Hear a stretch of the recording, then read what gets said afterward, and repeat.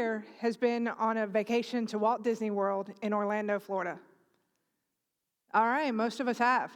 Now, if you've been there before 2012, it was a very different experience than if you've been after 2012. And the reason for this is called My Magic Plus. Well, it's not my magic. I don't work there anymore. But in 2012, I was a frontline leader, and we were responsible for rolling out My Magic Plus across four theme parks, multiple resorts, and well over 50,000 cast members. There was a lot of work that had to be done during this, and a lot of moving parts and pieces. And today, we're going to talk about 3 of those moving pieces. The first is technology, and why technology isn't necessarily the answer, but instead, technology is a tool that can be used to enhance the customer experience or remove the customer experience. The second thing that we're going to talk about is when you're rolling out change management on such a large scale, how do you get your employees to buy in? And how do you get your customers to buy in? To get ready, I'd like to tell you a story. Seems fitting after our last speaker. So we're going to talk about Mrs. Smith. Mrs. Smith is a traditional first-time super planner Disney guest. It's the summer of 2010, and her family has decided they're going to Disney. She's bought the books, she's read the blog, she's done everything that she needs to do to prepare. She's discovered a couple of interesting facts. First, Disney is massive. It's the size of Manhattan. And just like Manhattan, Disney is expensive. She's going to need something called a fast pass.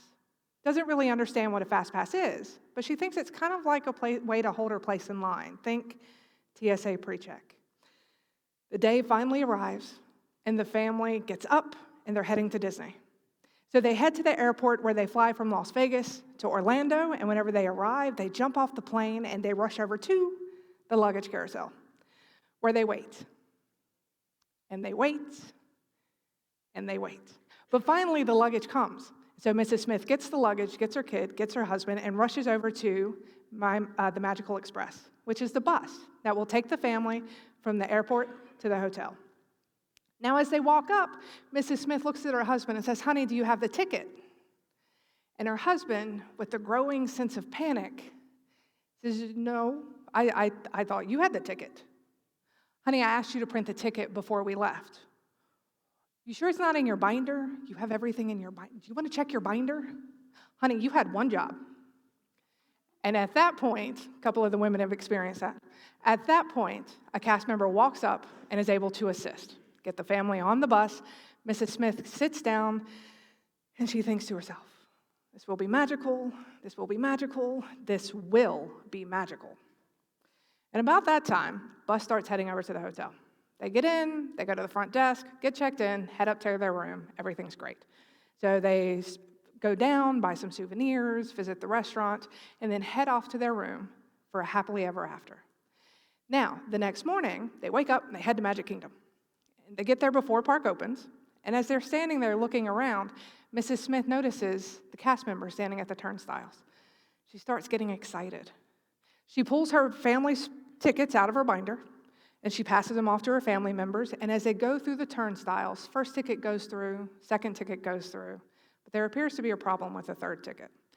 Cast member lets her know, step out of line and head over to guest relations. Okay. So we go to guest relations and we stand in line behind 9 other people, where we wait. Now it's finally our turn. Guest relations cast members are able to resolve the issue. They let her know, head back over. So she goes back to the line that she was just in, the back of the line that she was just in, where she waits. Her turn, ticket goes through, she's finally reunited with her family, who's been waiting on the other side. As they go forward, they're on Main Street. They see City Hall, and they see Cinderella's Castle, and oh, there's Daisy Duck. And Mrs. Smith loves Daisy Duck. Daisy has always been her favorite. So they rush over and they stand in line. There's something that Mrs. Smith is forgetting. "Oh, honey, I need you to go over to Space Mountain and get the Fast Pass." "Well, I don't know where it is, but ask a cast member. It's a big white building. It won't be hard to miss. Honey, I just need you to go."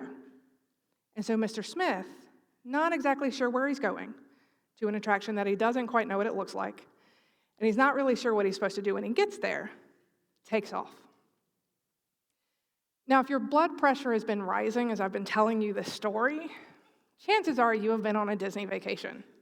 For those of you whose blood pressure mercifully is not rising, just want to point out one thing. This has been less than 24 hours. You see, a Disney vacation is just as magical as it is stressful, which is why I found myself in a room with many other frontline managers as our executive began to tell us, same story, different outcome. Yeah, Mrs. Smith, super planner, first-time guest. She goes online and she starts reading and discovering everything, and she comes across My Magic Plus. She signs up for it, and as she's doing some research, there's a magic band. We get to design a magic band, but what's a magic band? As mentioned earlier, a magic band is a waterproof, sweatproof, RFID chip-enabled bracelet that comes one for everybody in the family. You get to choose your own color. Mrs. Smith is going to be pink, of course, and you're going to be blue, and you're going to be yellow.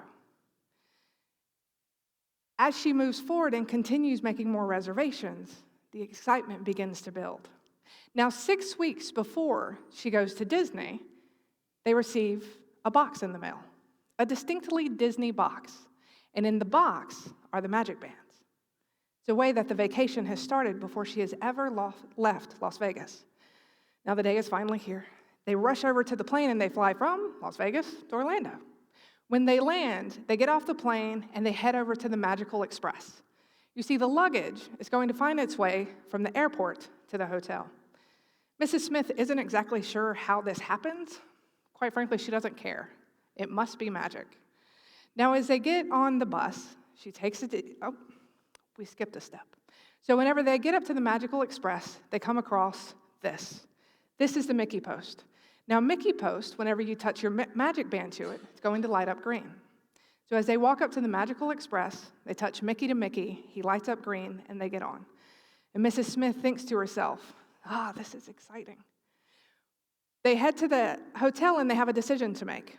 They can either have the room number texted to them and use their magic band as a room key and bypass front desk, or they can go to the front desk and have the traditional Disney experience. Either way, shortly thereafter, they're going to find themselves in their room. Shortly thereafter that, they'll find themselves with their luggage, and then they'll use their magic band to purchase souvenirs and go to the restaurant. Then they head off to their room for dreams of happily ever after. The next morning, they wake up. It's time to head to Magic Kingdom. And as they're standing there, they're looking around, and Mrs. Smith notices there's no turnstiles. There's no barrier to vacation. Instead, you have more of the Mickey Posts. So whenever her and her family walk up, they touch their magic band. 2 of the magic bands light up green. There appears to be a problem with a third magic band. What color do you think it lights up? Red. A couple of people said red. At this point, our executive stops the story and lets us know that we don't want Mickey to light up red. At no point do we want our guests to think that their vacation is stopping or that they're having to go backwards. Instead, we want them to continue moving forward. So Mickey lights up blue, and the cast member lets Mrs. Smith know there's a guest relations cast member right on the other side. Please walk forward. They'll be able to assist you. The guest relations cast member has a tablet. You touch Mickey to Mickey, and she has all the information that she needs. Now, Mrs. Smith and her family, never separated, continue walking forward. And they see City Hall and Main Street, and there's Daisy Duck. And Mrs. Smith loves Daisy Duck. And they go and stand in line, and Mrs. Smith is thinking, what am I missing? Oh, honey, don't forget, we have a fast pass for Space Mountain at 11:30. We can't be late. Now, if you were a first-time guest to Disney, would you prefer option A or option B? Most people would prefer B. As our executive was telling us that this was going to be an auction, we were super excited. And the thing that you need to understand about working at Walt Disney World is if you've been there for more than 3 or 4 months, you have drank the Kool-Aid. You have bought into the magic and you understand your purpose. Every day when you sit down for your lunch, you sprinkle a little bit of pixie dust on top because you know that your purpose is to create magic, first and foremost for every guest that comes through the gates. And so when your executive tells you this version of happily ever after for your guests, you buy in.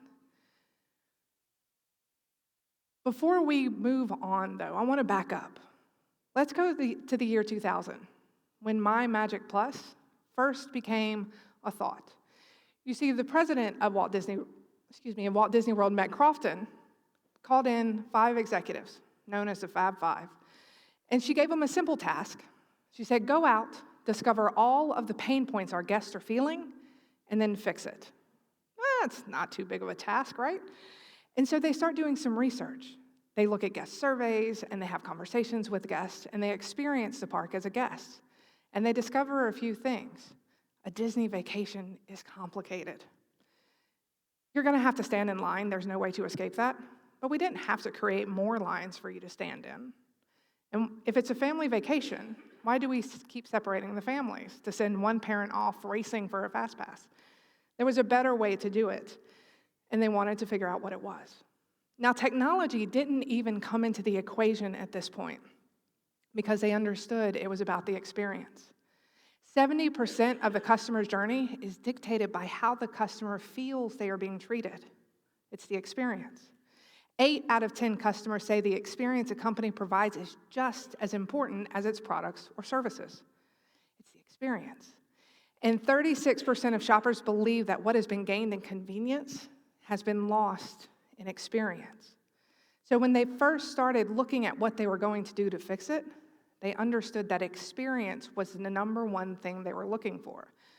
Many times today, you have companies that will look at a problem and start throwing technology at it instead of truly understanding what the problem is.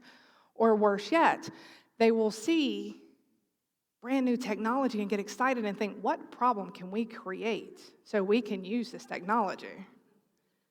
The great companies, the Disneys, the Starbucks, the Southwests, they understand. It's always about the experience. And a little side note, all of this started in 2000. iPhone didn't come out till 2007.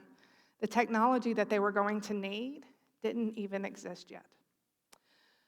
Okay, who can say supercalifragilisticexpialidocious? A few of us. Now, who can say it backwards? I can say it backwards. Do y'all want to see? Yeah? Okay. Supercalifragilisticexpialidocious. Now, I heard this joke hundreds of times, and the reason is because of this cast member. This cast member is named Dave. We talked about bleeding our colors earlier. He bled pixie dust. He was a quintessential cast member. You could always find him merchantating, which was Disney speak for wearing the product and playing with the toys. And he always had a bevy of cheesy jokes. Now, the reason why Dave was important is we knew when we were going to roll out My Magic Plus, we needed to find our Daves. We needed to find those employees that instinctively understood their purpose and understood why we did what we did. Because when that happens, we could take a page out of our executives' playbook. He didn't tell us on this date we have to do this, and on this date we have to do this. Instead, he told us what we were working for. He told us the why. Our cast members were willing to do all of the hard work, but they had to understand the why of what they were doing. Retired Senior Vice President of Operations, Lee Cockrell, is known for saying, it's not the magic that makes it work. It's the way we work that makes the magic. And so when you go back to your organization, ask yourself, what is my employee's purpose? Do they know it? Do I know it? Do they align? Because you may be surprised. And then who are my Daves? Who are the employees that automatically get it? Because when that happens, you can have some incredible experiences take place. So we talked about Mrs. Smith, and we talked about Mr. Smith. Let's talk about young Amanda Smith. Amanda is 4 years old. It's her first time to Disney, and her parents are taking her to the Bippity Boppity Boutique, where she is going to get dressed up as her favorite princess, Rapunzel. And as she goes in, she picks her dress, they fix her hair, they put on makeup. Her mommy never lets her wear makeup. This is such a big day. And as they go out into the park, they go to the Dumbo ride. She touches Mickey, the Mickey post. He lights up green, and a cast member walks over, kneels down, and says, "Welcome, Princess Amanda. We are so happy that you have come. I see you've brought the king and queen. Your chariot awaits. Choose whichever one you like." And I can't tell you whose eyes get bigger in this moment, the princesses or the kings and queens. Now, what they see as magic, we know, as soon as she touched her magic band to the Mickey post, there was a screen that only the cast member could see that gave the cast member her name. You see, 79% of customers are willing to share relevant information about themselves if there's something in it for them. Who signed up for the app? Most of us. The app that we use for this conference, everybody had to give their information, but there was some relevant information in it for us. And so Mr. and Mrs. Smith didn't mind doing this. Now, today, it's a lot more common to give away your information. In 2012, it very much was not common. There was a lot of questions and comments as to whether customers were going to accept and embrace this change. Were they going to be willing to give Disney all of this data about where they were going, what they were buying? The answer is they got magic out of it. If you had that once-in-a-lifetime experience for your child, wouldn't you give them an email address and a name? They trusted Disney as a brand, and they understood it was a fair payoff for what they were asking for. Now, it's easy whenever you have Mickey Mouse in your back pocket, not gonna lie. But let's look at a company who doesn't have Mickey Mouse in their back pocket. Does anybody follow Wendy's on Twitter? Okay, if you're not, you're missing out. So Wendy's is known for roasting, to the point that they created National Roasting Day, where they will roast their competitors and they will roast customers who ask for it. And a customer decided to get in on the fun. Waiting for the Wendy's roast to happen to me. Hey, Jason, turn your hat around. You aren't Bart Simpson, and it isn't 1997. Now, this is one of the more PG-13 versions of the roast. If you get time, check out their Twitter feed. But what do you think happened when Wendy's roasted Jason? Do you think he got excited? Do you think he shared it with his friends? And the next time he went out to eat, do you think that Wendy's was top of mind? Absolutely. This is a great example of technology being used as a tool to enhance the customer connection. We can use technology to make it easier for us, to make it more efficient, to make it less guest-facing, or we can use it to improve the experience that our guests are going through and have these one-off moments where the guests feel that connection in such a strong way. Today, we've talked about quite a few things. We've talked about technology. We've talked about the employee experience and the customer experience. And so before you leave, I want you to have a little bit of homework. I promise it's not too much. When you go back to your organization, I want you to ask yourself, what are your employees' purpose? Do they know their purpose? Can they summarize it to you? Do you know their purpose? And is it the same thing? Because many times, as we had a conversation earlier, what happens in the boardroom isn't what happens on the front lines. And that's where the disconnect is. Make sure that you understand the purpose from both perspectives. Then once you know the purpose, who are your Daves? If you're looking at change management and you're looking at rolling all of this out, who are the employees that are going to be on board? Those employees are going to be the ones that connect to it and share it not only with the other employees, but with the guests as well. And once you have those, create your happily ever after or your Princess Amanda story. Explain to your employees why they're doing what they're doing. Whatever your magic is, define it for them and let them know what all of the steps they're taking is working towards. It's so much easier to complete something when we know what the end result is. If I decided today that I wanted to run, that would be great. But if I decided that I wanted to run the Disney half marathon, Princess Half Marathon, which is better? I want to run or why I'm doing it. Once you have all of this into play, that's when you can start making some pretty incredible changes in your organization. That's when you can stop fighting your employees and have them on board. And that's whenever your customers will embrace the changes that you are making. Because after all, you're doing it for them. Thank you.